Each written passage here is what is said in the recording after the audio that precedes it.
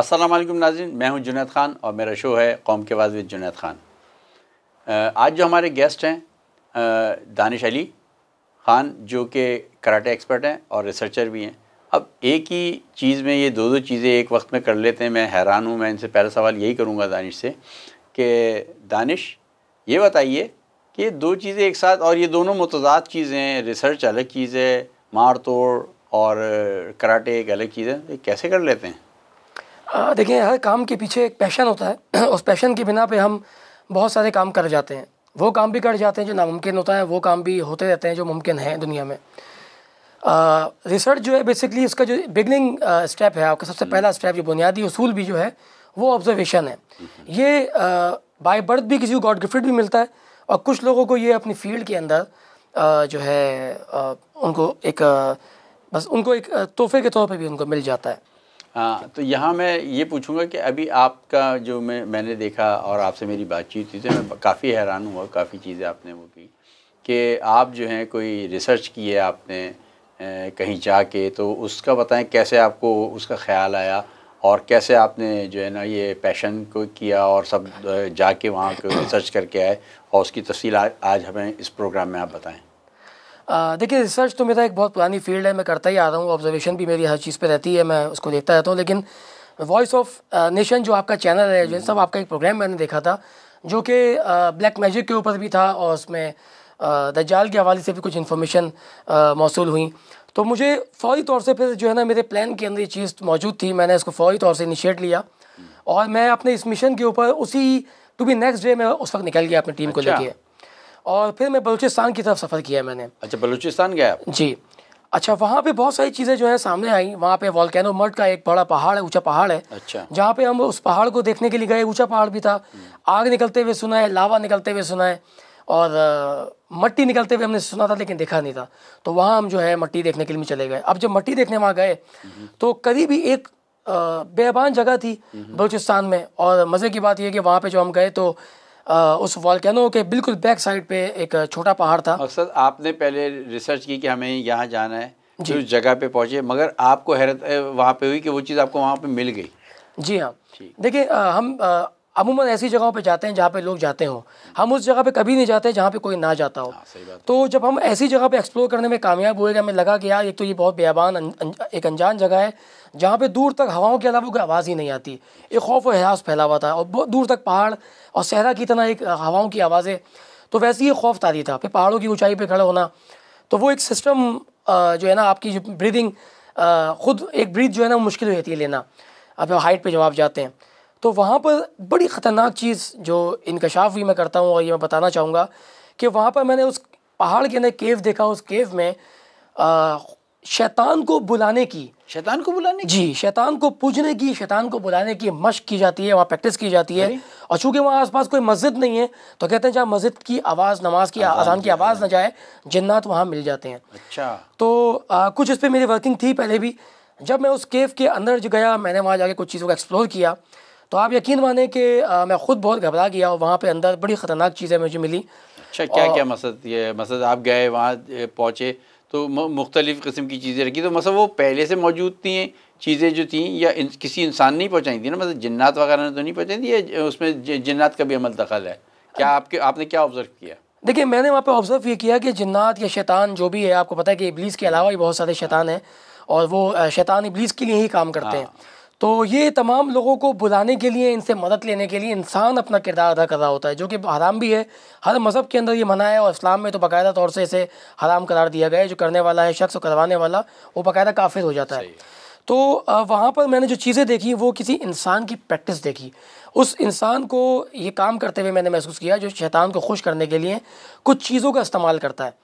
अच्छा, उस जगह जाने के लिए मुझे घबराहट इस बात पे भी हुई, क्योंकि मैंने ऑब्जर्वेशन के अंदर तो बहुत सारी चीज़ें आई जाती हैं, रिसर्च के अंदर ये चीज़ें देखी कि हर जगह पे नहीं जाया जाता। वहाँ पे जो है ना लोगों की मज़ीद इन्फॉर्मेशन होनी चाहिए आपको, अल्लाह ना करे कोई मिसहैप ना हो जाए। तो मैं उस घबराहट की वजह से वहाँ रुका, और मैंने फिर कुछ लोगों के नीचे भेजा ताकि वो वहाँ जाके मैं ऊपर से वीडियो बनाता था, ताकि अगर कोई मिसहैप हो तो मुझे पता चल जाए। उस केव के बाहर बड़ी अजीब चीज़ देखी मैंने। अच्छा। जिसकी वजह से मैं केव तक गया। वो केव मुझे नहीं पता था केव है, पर पूरे पहाड़ के नीचे से ऊपर तक छोटी छोटी ईंटों को इस तरह से जोड़ के एक बुत बनाया हुआ था। और वो ये इंसानी काम नहीं था, जाहिर बात है किसी इंसान ने नहीं बनाया था वो मुझे ऐसा लगा कि शायद वो किसी इंसान ने बनाया था, लेकिन वो शैतान को खुश करने का कोई तरीका था।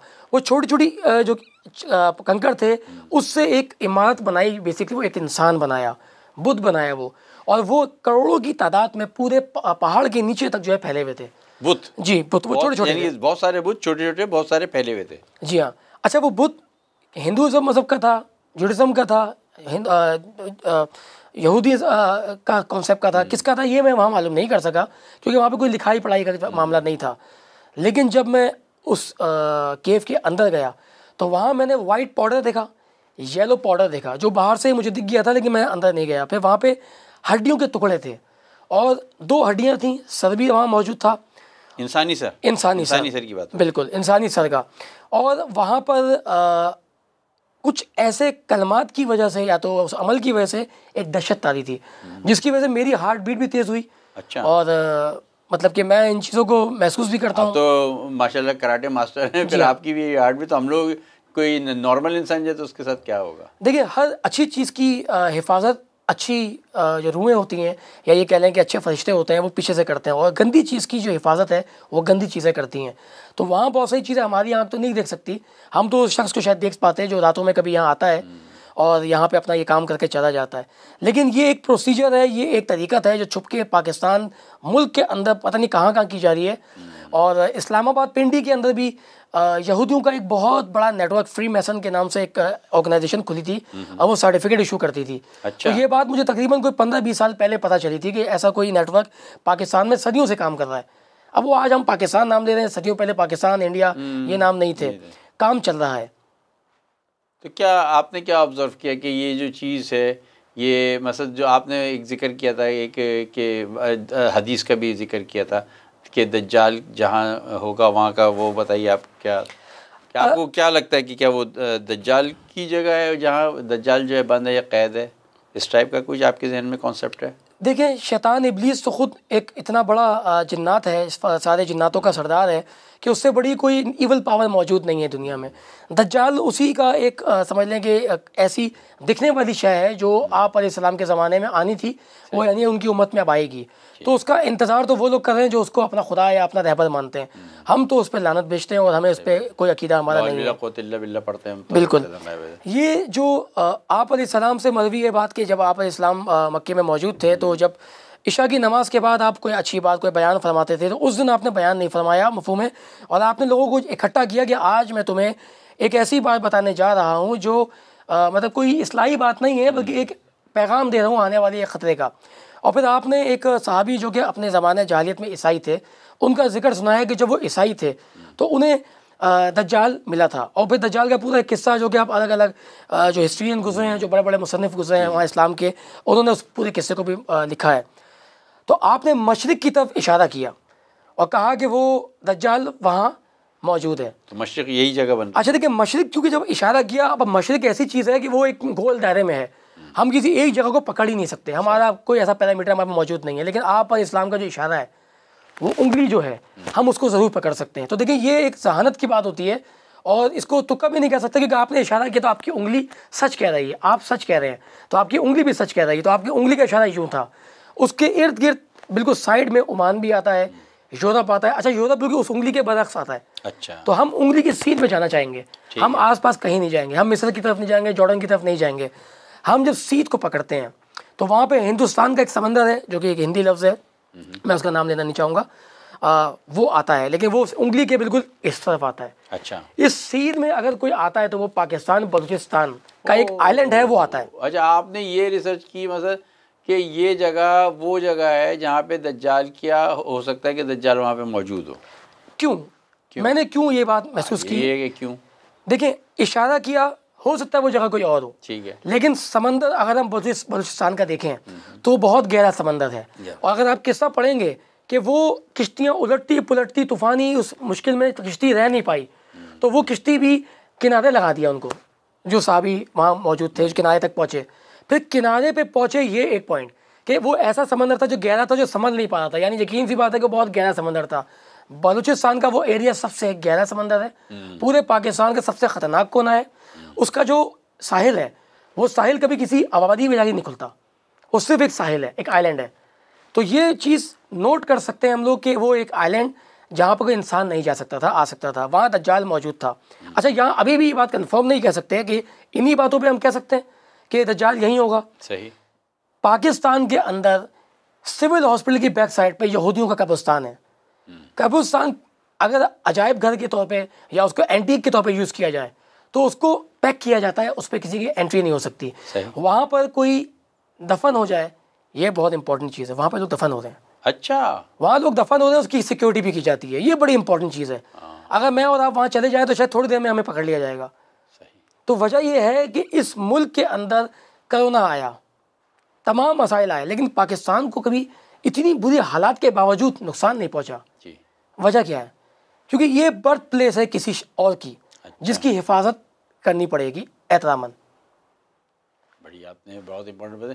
अच्छा, एक आपने और भी एक मुझे जब हम लोग डिस्कस कर रहे थे इस मैटर को, तो आपने कोई चीज़ बताई थी कि किसी कोई मंदिर मशहूर है होगा उस जहाँ दज्जाल मौजूद होगा, उसके आसपास कोई बहुत बड़ा कोई मंदिर होगा या छोटा मंदिर होगा। वो क्या आप बता रहे थे, किसका मंदिर है, क्या है? देखिए, दज्जाल जहाँ मौजूद था वहाँ पर एक ऐसी इबादत गाह ऑर्गेनाइज थी जो अल्लाह के साथ शिर्क करने पे काम कर रही थी। अच्छा, अब वो चूँकि आइलैंड के अंदर नहीं हो सकती, क्योंकि ये आपने देखा होगा जब बादशाह अपने महल में होता है तो वो अपनी अयाशी के जो अड्डे हैं वो हमेशा अपने महल के बाहर बनवाता है, अपने गलत कामों के मामलात बाहर करता है, उसकी पूरी एक सल्तनत होती है, अलग अलग यूज़ करता है। तो मैं एक मिसाल देता हूँ बादशाह की। इसी तरह ये दज्जाल की अगर बर्थ प्लेस थी, या ये कह लें कि वो वहाँ रहता था या वो वहाँ फंसा हुआ था, पर वो आज मौजूद नहीं है, वो आज़ाद हो चुका है और वो एक ऑर्गेनाइज कर रहा है अपनी एक सिस्टम को। अच्छा। ताकि वो दुनिया पे आने से पहले अपने आप को पेश करने के लिए आसानी पैदा कर रहा है, ताकि लोग उसको देख के उसकी जो नहुसियत है, उसके जो बाल हैं, कहते हैं उसके बाल ऊपर आसमान की तरफ खड़े हैं, खड़े बाल हैं। आज अगर हमारे किसी के बाल खड़े हो तो कहते हैं कंघी तो कर लो, तो हम उसको इस तरह बिहेव करते हैं। तो वो चाह रहा है कि वो इस चीज़ को फैशन में लेके आ जाए कि लोग अगर ऐसे बालों को देखें तो पहचान ना पाए, बल्कि फैशन समझ के। बिल्कुल, तो वो एक सिस्टम ऑर्गेनाइज कर रहा है, न जाने वो कब वो सिस्टम आएगा, लेकिन वो हम उस सिस्टम के ख़िलाफ़ लड़ेंगे, इंशाल्लाह उसके साथ नहीं होंगे, अल्लाह से हमारी ये दुआ है। लिहाजा ये जो मंदिर की मैंने आपसे बात करी कि वो जो इबादत गाह थी, वो आज बलूचिस्तान में एक हिंदुज़म मज़हब का मंदिर कहलाता है। मैं ये नहीं कह रहा कि जो हिंदू का जो मज़हब है, जो उनका मंदिर है, मैं उसको पॉइंट आउट कर रहा हूँ। देखिए, हमें ये नहीं पता कि सदियों पहले यानी 1400 साल पहले ये मंदिर हिंदुओं का था भी कि नहीं, ये कंफर्मेशन नहीं है। ये बहुत पुराना मंदिर है, ये काली माँ का मंदिर है और यहाँ पर हिंदू लोग आना चाहते हैं और अपनी इबादत करना चाहते हैं। ये पहाड़ों के अंदर, ये भी पहाड़ के अंदर बनाया हुआ है। अच्छा, ये अमूमन लोगों को नहीं पता। ये भी उसकी एक निशानी है। बिल्कुल, और वो बिल्कुल, मगर उसने अपनी जगह से थोड़ा हट के उस जगह को, है वो बलूचिस्तान में ही, लेकिन हट के ये मंदिर बना हुआ है आज भी। तो वो मंदिर, वो जो गैरुल्लाह का जो मंदिर है, इबादत गाह है, वो तो वहाँ मौजूद है। अब अस्तोला आइलैंड, ये अस्तोला आइलैंड वो जगह है बेसिकली जहाँ पर मैं ये बात कर रहा हूँ। आज उसको घूमने फिरने की जगह बना दी है। अब घूमने फिरने की जगह, और आप पर इस्लाम ने मना फरमाया कि जहाँ पर अजाब आया हो, जहाँ पर अल्लाह उसके रसूल के ख़िलाफ़ कोई बड़े काम किए गए, वहाँ की ज़ियारत नहीं करनी चाहिए। अच्छा, अब हम मजबूर ये हैं कि हमें रिसर्च करनी है। रिसर्च करने के लिए हमने ज़ियारत तो नहीं करनी, हाँ ये ज़रूर है कि उसकी छानबीन करने के लिए अपना काम किरदार अदा करना है। तो यहाँ पर हम इस बात को समझते हैं कि जो है हमें करना पड़ेगा। शुक्रिया दानिश। ये थे दानिश और ये मार्शल आर्ट के भी एक्सपर्ट हैं। इनकी वीडियो जो है ये आप स्क्रीन पे देख रहे थे, ये इन्होंने अपने ख़ुद उस रिसर्च की बेस पे ये वीडियो भी साथ साथ बनाई है ताकि प्रूफ रहे कि ये वहाँ ख़ुद गए थे और ये सारा ये मटेरियल जो है वो वहाँ से लेके आए हैं। शुक्रिया, अस्सलाम वालेकुम। वॉइस ऑफ नेशन की वीडियोस देखने के लिए हमारा चैनल सब्सक्राइब कीजिए और बेल के आइकॉन पर क्लिक कीजिए ताकि आप हमारी तमाम आने वाली वीडियो से बाखबर रह सकें।